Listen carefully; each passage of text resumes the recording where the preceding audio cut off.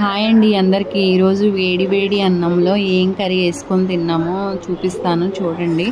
ఏం లేదండి, చిన్న పక్కెలు ఉంటాయి కదా, చేపలు, చిన్న చేదు పక్కెలు, అవైతే మా బావగారు అయితే తెచ్చారు. మా అమ్మ ప్రిపేర్ చేశారు. టేస్ట్ అయితే చాలా బాగుంది. ఇది ఎలా ప్రిపేర్ చేశామో ఈ వీడియోలో చూపిస్తాను చూడండి.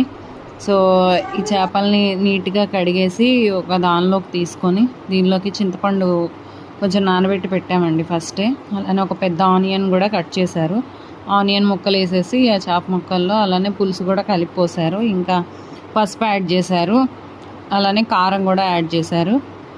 ఇంకా అలానే నూనె, తగినంత నూనె కూడా యాడ్ చేశారు.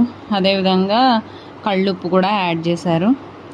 ఇంకా ఇవన్నీ యాడ్ చేసేసి అన్నీ చక్కగా ఇలా తిప్పారు. అన్నీ కారం, ఉప్పు అన్నీ మిక్స్ అయ్యేలాగా ఇలా తిప్పేసి స్టవ్ వెలిగించి స్టవ్ మీద అయితే పెట్టారు.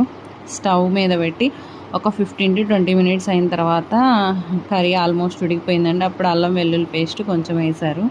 ఇంకా అల్లం వెల్లుల్లి పేస్ట్ వేసిన తర్వాత ఒక 5 మినిట్స్ తర్వాత మళ్ళీ కరివేపాకు వేసి ఇంకొక 5 మినిట్స్ అలానే స్టవ్ మీద మీడియం ఫ్లేమ్లోంచి దించేశారు. టేస్ట్ అయితే సూపర్.